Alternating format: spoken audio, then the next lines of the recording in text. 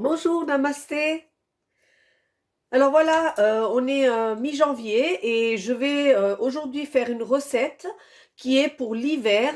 Donc c'est un dal, c'est des lentilles indiennes, mais avec des légumes. Donc un dal aux légumes pour donc manger sain, quelque chose de copieux qui réchauffe et qui n'est pas calorique. Quelque chose que vous pouvez faire le week-end et manger la semaine quand vous n'avez pas le temps de cuisiner, des bons légumes avec un dal et qui se congèle aussi très très bien. Donc ce dal aux légumes s'appelle le sambar.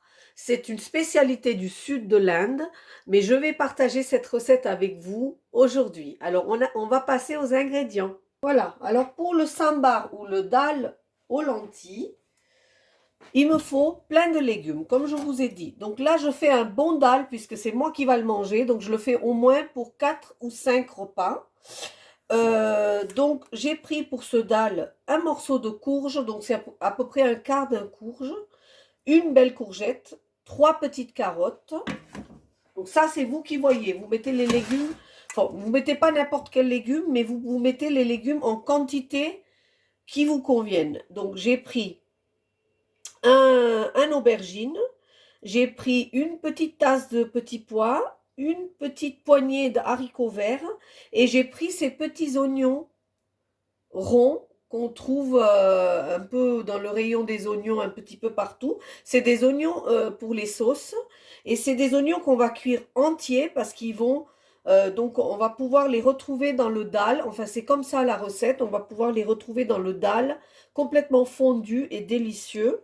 Voilà. Après on va aussi prendre une petite botte de coriandre frais. On va prendre bien sûr sucre, sel, huile. On va prendre une boîte de tomates concassées parce qu'en ce moment les tomates sont pas très goûteux. Donc là, comme c'est dans une soupe, vous n'hésitez pas à prendre ces tomates-là. Et en épices, je vais prendre du cumin, du curcuma, du coriandre et de cumin en poudre et des graines de moutarde et des graines de coriandre. Voilà ce que je vais prendre pour cette recette, sans oublier une belle petite tasse de lentilles corail. Voilà les ingrédients pour cette recette. Maintenant, on va passer à la recette. Pour démarrer cette recette, j'ai pris ma cocotte minute. Donc moi, je cuisine toujours dans une cocotte minute parce que vous faites une économie de gaz et aussi vous préservez vos aliments qui ne cuisent pas très très longtemps pour rien. Vous prenez ce que vous avez, une cocotte en fonte, quelque chose d'assez profond. Et si vous avez une cocotte minute, c'est l'idéal. Voilà. Donc là, on va mettre mes fameuses 2 cuillères à soupe d'huile, toujours moins. Hein, pareil, puisque c'est à peu près ce que je prends pour... donc ça fait à peu près une demi-cuillère pour chaque personne, pour chaque portion, à peu près, une demi-cuillère. J'avais oublié de vous dire dans les ingrédients mon chou-fleur que j'ai lavé et que je vais équeuter aussi. Et je voulais vous montrer donc les graines de moutarde, en fait les graines de coriandre, qui n'étaient pas dans les bols parce qu'il était ici, parce que eux, je vais les broyer pour les mettre dans la recette. Donc, je vais vous le montrer au fur et à mesure. Ici, une fois que l'huile est chaude, je vais verser mes graines de moutarde. Donc là, je vais verser quand même 1,5 cuillère de ces graines de moutarde. Si vous n'avez pas de graines de moutarde, vous n'en mettez pas. Voilà. Après, vous les trouvez quand même dans tous les magasins asiatiques et maintenant aussi dans tous les magasins comme Grand Frais, etc., qui ont des rayons d'épices. Vous les trouvez facilement. Voilà. Ici, à mes graines de moutarde, je vais mettre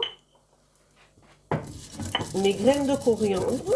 Alors, les graines de coriandre, il faut toujours les broyer parce que la peau, elle est assez épaisse et c'est pas très agréable à croquer dedans quand on mange sa soupe, quoi. Donc, il faut essayer de les broyer un petit peu. Hein, vous les écrasez. Si vous n'avez pas ça, bah, vous mettrez que du coriandre en poudre. Ça sera quand même très très goûteux. Voilà, vous mettez ça.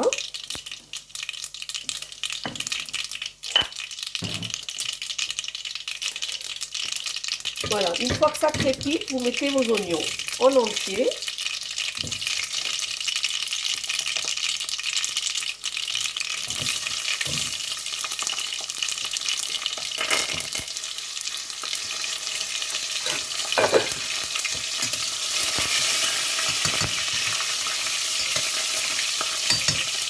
C'est normal hein, que ça crépite. Donc là, simplement, vous laissez les oignons s'enrober un tout petit peu de tout ça.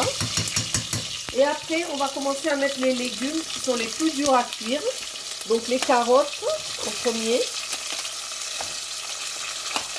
Donc les carottes et ensuite les choux-fleurs. Donc le chou-fleur, je le lave. Et après, je défais juste les fleurettes comme ça dans ma soupe. Alors cette soupe, on ne va pas la broyer, on va la manger avec les légumes entiers, enfin, pas les légumes en morceaux dedans. Mais si vous souhaitez les broyer à la fin, vous pouvez le faire. L'autre fois que je suis allée en course, j'ai vu dans le magasin, maintenant ils ont sorti une soupe indienne. Donc je suppose que c'est celle-ci, mais elle est entièrement broyée. Donc là, je peux vous dire que si vous le mangez avec les légumes qui vont être fondants et pleins de goût, c'est très très agréable. Et c'est quand même toujours mieux de garder cette consistance pour mâcher plutôt que d'avoir des choses très, très liquides. Vous n'avez pas la sensation de réellement manger. Or là, vous avez la sensation de manger. Non seulement c'est copieux, mais en plus, ça va vous rassasier. Voilà, donc je grille comme il faut tout ça ensemble. J'attends légèrement une coloration, vraiment légèrement. Et là, je vais verser les deux prochains légumes. L'aubergine. Alors, vous pouvez prendre, moi ici dans cette recette, les petits poissons surgelés, parce que là en ce moment, j'en trouve pas des frais. Mais sinon, tous les autres légumes, les haricots verts inclus, sont tous frais. Donc l'intérêt, c'est de manger des bonnes choses, bien frais. Donc essayez de prendre des légumes de bonne qualité, pour que ça vous ayez votre apport nutritionnel au même temps que le goût et les saveurs. Donc voilà, donc là j'ai mis les 4 légumes qui sont les plus durs à cuire et je vais les laisser un petit peu colorer. Donc là j'ai laissé bien un petit peu saisir mon premier lot de légumes. À ça je vais ajouter maintenant la courge, la courgette, parce qu'ils cuisent quand même relativement plus rapidement, et les petits pois. Donc là, je mélange de nouveau tous ces légumes. Et là, je vais commencer à mettre mes épices. J'espère que vous m'entendez.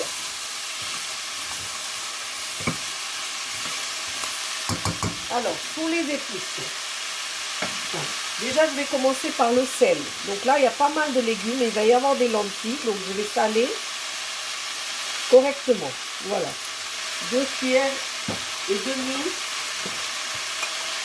Une belle cuillère de curcuma. Donc, belle cuillère à café hein, de curcuma. Une cuillère à café de coriandre. 2 cuillères à café.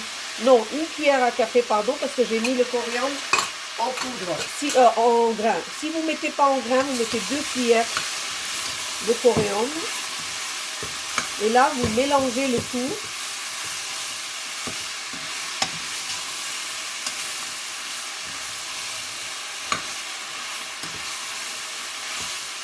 Voilà, vraiment comme il faut. Voilà, donc j'ai bien mélangé les légumes avec les épices. Et maintenant, je vais ajouter de l'eau. Donc je vais ajouter de l'eau afin de pouvoir couvrir, parce que c'est une soupe, hein, donc beaucoup d'eau, couvrir entièrement les légumes. Vous voyez là? Voilà, pas plus, juste en haut de la surface des légumes. Alors, c'est un goût qui est légèrement acidulé, piquant, un petit peu piquant et salé. C'est ces trois goûts-là. Donc, à la fin, on met quelque chose qui s'appelle le tamarin. Mais si vous ne connaissez pas le tamarin, c'est une racine c'est pas une racine, c'est un fruit qui est un petit peu acide. Si vous en avez pas, vous connaissez pas, vous mettez un peu de jus de citron à la fin. Voilà. Donc là, j'attends que ce jus se met à bouillir. Et là, je vais verser mes lentilles. Voilà, donc là, en fait, les premières bulles commencent à apparaître. Et là, je vais mettre mes tomates. Je vais verser mes tomates dans ce bouillon. Si vous avez des tomates fraîches, vous pouvez mettre les tomates fraîches. Je donne la recette authentique pour ceux qui ont tous les ingrédients. Il y a des gens qui habitent Paris, qui peuvent aller dans les quartiers indiens, qui peuvent acheter tout ce qu'il faut. Il y en a d'autres qui connaissent les ingrédients, ils connaissent ces choses-là. Donc, j'ai des personnes qui suivent mes recettes, qui habitent dans les îles, qui habitent la Réunion et qui connaissent les ingrédients. Pour ces gens-là, à ce moment-là, je vais ajouter mon tamarin. Donc, je vous montre. C'est ce fruit-là qui est acidulé et qui est essentiel dans le sambar. Mais quand il n'y en a pas, vous pouvez mettre du citron à la fin de votre cuisson.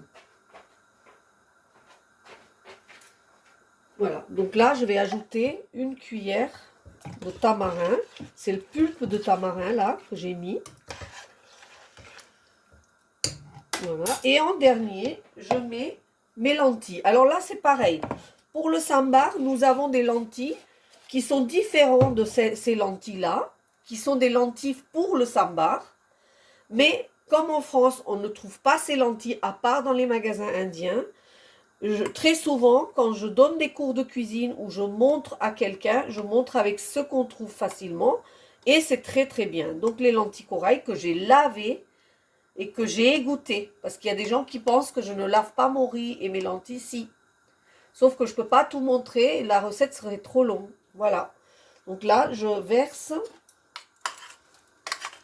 mes lentilles dans mon bouillon, dans mes légumes. Je commence à avoir déjà les arômes. Et je peux vous dire que moi, c'est mon dîner pendant les jours à venir, là. Un grand, grand bol de sambar avec tous ces légumes. C'est vraiment très, très bon. Même en Inde, c'est un plat très, très populaire. Et dans le sud de l'Inde, c'est non seulement populaire, mais quotidien. Voilà. Donc là, à ce moment-là, si vous êtes en cocotte, vous fermez votre cocotte. Si vous n'avez pas de cocotte, vous mettez le couvercle. Et là, vous cuisez ça, ce bouillon, pendant 30 minutes. À tout à l'heure. Voilà, donc écoutez, au bout de 20 minutes, je découvre en même temps que vous mon sambar. Donc, regardez ici. Vous avez le dal qui a cuit, épaissi. Hein, je vais faire devant vous le test. Alors, le test se fait avec les carottes. Si les carottes sont cuites, le reste des légumes sont cuits. Mais moi, dans le sambar, je veux garder mes légumes en morceaux, donc je ne les surcuis pas. Voilà, la carotte, elle est cuite. Donc, vous pouvez arrêter la cuisson. Donc, en tout, c'est quelque chose que vous faites en 30 minutes, depuis le début de la recette. Mais il faut savoir que les 20 minutes de cuisson, ben, vous n'êtes pas obligé d'être à côté. Vous mettez à feu doux, 20 minutes, couvert. Voilà.